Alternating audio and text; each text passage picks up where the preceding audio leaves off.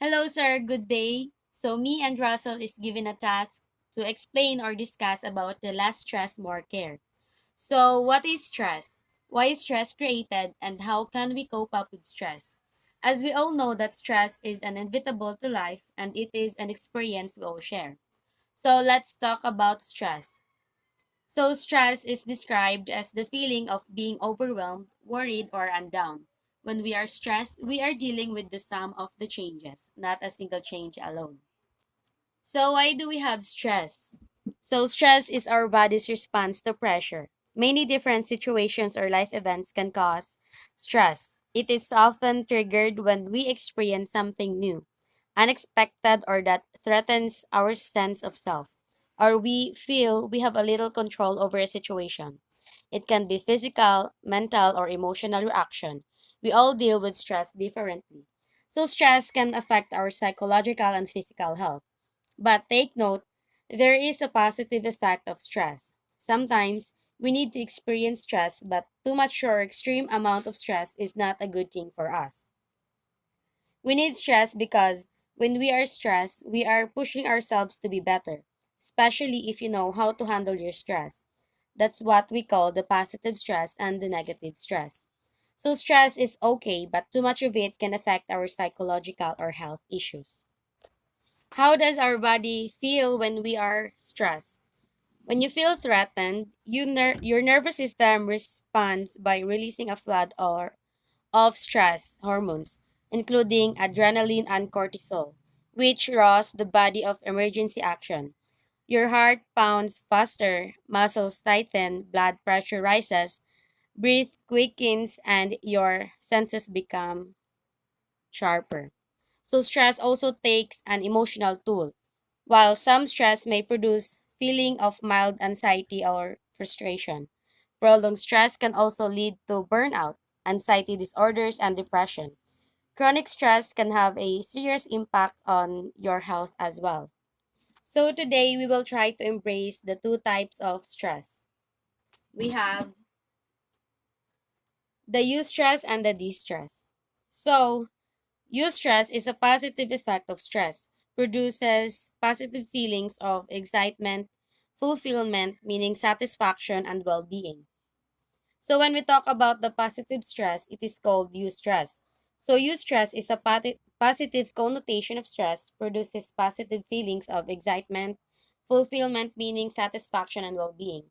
So, example, yung gagraduate ka na ng college, di ba? Grabe yung mafe-feel mong stress. But when you graduate, ang sarap sa feeling, di ba? So that's the positive effect. We need stress because it pushes us to do something more. Pero ngayon, mahirap nang mag-adjust, no? Stress na sa online class, sa module, at kung ano pa. But still, you are doing your best. Meaning, you are still embracing the idea of positive stress. So this stress is the negative effect of stress. So that's the idea and example of eustress. And also eustress can turn into a negative stress when you experience negative feeling in everything that you do. Magiging negative lang yun kung ang mga ginagawa mo ay di mo na kaya. Posible na-experience that negative feeling na naka-affect sa'yo, and that's what you call distress. You are distressed if you don't know how to manage your stress. Kasi pagod ka na, you're so anxious, you're not yet doing your best pero di mo na ginawa. Posible or depende kung yung iniisip mo ay stress na makakaapekto sa'yo. You are not thinking a positive way. That's why you are affected. Whatever stress that we can experience, meron pa rin siyang positive and negative sa ating sarili o sa pagtingin natin sa ating sarili. So take note, 'di ba, ang eustress ay positive effect and it has less damage compared sa distress kasi ang eustress is positive. So meaning, di gaano kalaki ang epekto nito sa ating sarili. But when we talk about the distress, an extreme amount of stress, especially distress kasi sobrang laki ng epekto nito sa ating sarili o pagtingin natin sa ating sarili. Especially yung magsi-self-blame ka na. Self-criticism, and that's how you feel stressed out, no? Kasi affected ka na masyado. Then, dyan na magsisimula na sasabihan mo na yung sarili mo na, ang pangit pala ng buhay ko, bakit pa ako magpupursige kung pangit buhay ko, di ba? So, that's self-criticism. Just do not do that to yourself or ourselves because you will be stressed out. So there are three types of general stress syndrome. First is the alarm stage. It is the fight or the flight response. So alarm stage yung bigla ka na lang ma-alarma na hala may problema pala. So I or you feel alarmed because our body produces the fight or the flight response. Sample, if there is a problem na darating pa lang o dumating na, magfa-flight ka ba o meron ding iba kung may problema, kokontrahin or fight for it.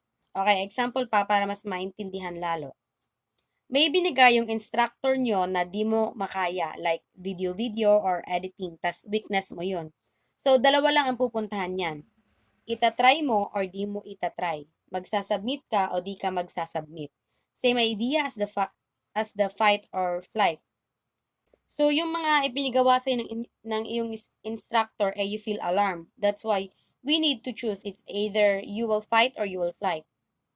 Next is the stage of resistance. So, the stage of resistance is the acquired adaptation is lost if the individual is subject to still greater exposure to the stressor. So, what is this all about? Yung kapag may problema ka, sinubukan mong i-adapt o i-try mong i-adapt, ngunit kung palagi o sunod-sunod na ang problema, minsan ang katawan natin ay nagre-resist. Minsan, sinasabi natin na, wait lang, di ko nagagawin yan kasi na-try ko na yan dati, kaya di na. So, that is stage resistance. Yung alam mong mali ka na before, then pangalawa, nangyari na naman. Kaya masasabi mo nang ayaw mo na because I was there. Nangyari na sa akin yan dati, kaya di ko na uulitin. So, that is stage resistance. Napag-isip-isip mo na kung ano ang gagawin mo. So, the last, Russell. Exhaustion stage. The body dies because it has used up all the resources. The result of prolonged or chronic stress, struggling with stress for long periods can drain your physical, emotional, and mental resources to the point where your body no longer has strength to fight stress. You may give up or feel your situation is hopeless. For example, ang inyong mom kay kanang naghatag og kanang inyong mom ni announce nga mag-midterm na ugma.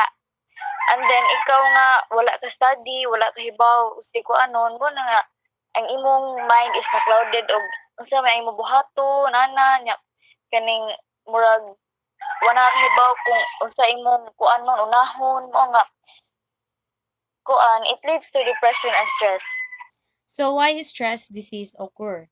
So, stress diseases will only occur when if there is error in general stress syndrome. They will not develop if our adaptation is facilitated by improved perception and interpretation. So, bakit nga ba nagaganap ang stress diseases? So, ang stress diseases, nagaganap lang siya if there is an error dun sa tinatawag nating general stress syndrome, yung tatlo kanina as what we've mentioned earlier. So, kung may mali na pagkaka-interpret natin dun sa situation, dyan na magaganap ang tinatawag nating stress disease sa tao. But take note, itong stress diseases na to is di siya magaganap if we know how to check and balance ating sarili. If our mental processes is properly checked and balanced, it will not occur. Although may problema pero alam mo mag-isip, tama yung pag-i-interpret sa iyong mga problema. You focus on the positive, not on the negative way of thinking things. So that's the idea, no? As humans, we sometimes put so much emphasis on the things that we cannot control. How stress begins? So stress begins in the brain. When we are stressed, our emotions is processed by our amygdala, part of the brain. Our emotional response to stress will send information to our hypothalamus. Our hypothalamus is the command center of the brain. When the hypothalamus command, our body reacts. When the body reacts, our automatic nervous system deals with sympathetic and parasympathetic nervous system. So, sympathetic nervous system is the gas pedal in a car. This is the time when you decide to keep on fighting or accelerating despite the situation. While the parasympathetic nervous system is the rest and digest. This is the time when you decide to rest, stop, and absorb information.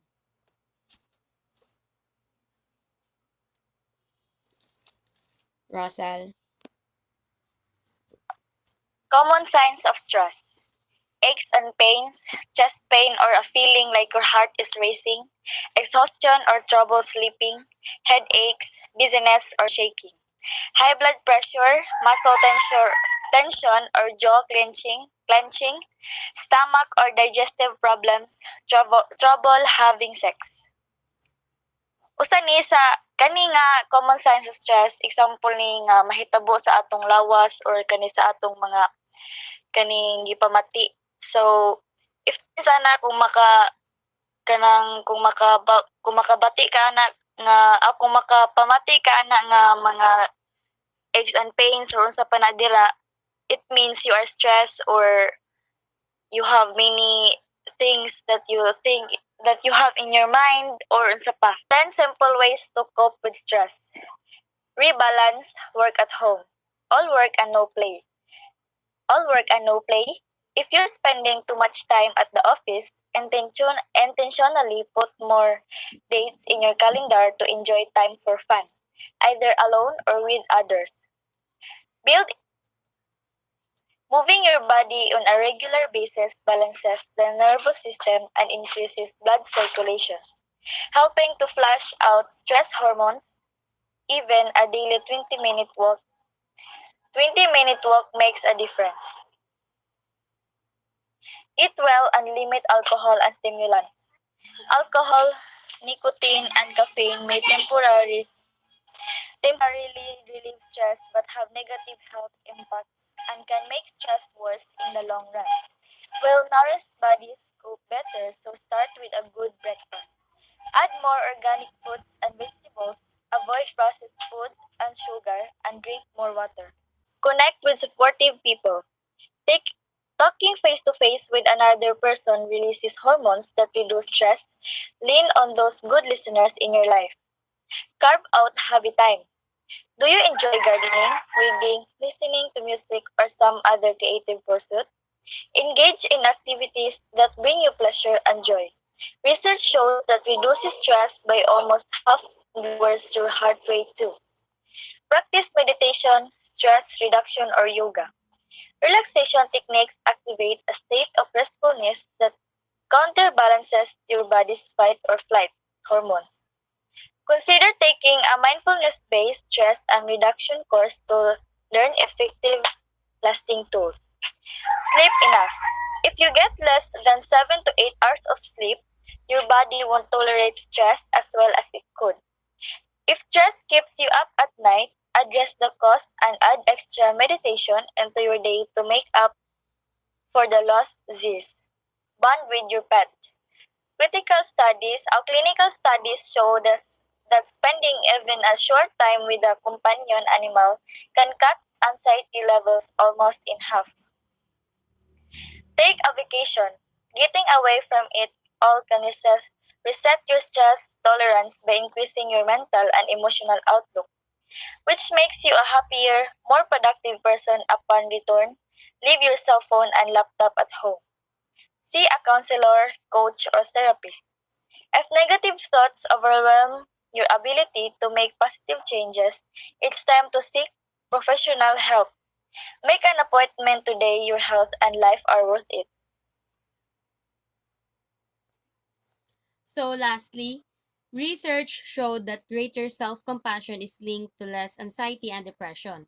Take note, being self compassion does not mean you will stop. Instead, trying to do better for yourself. Also, research supports the idea that self compassion enhances motivation.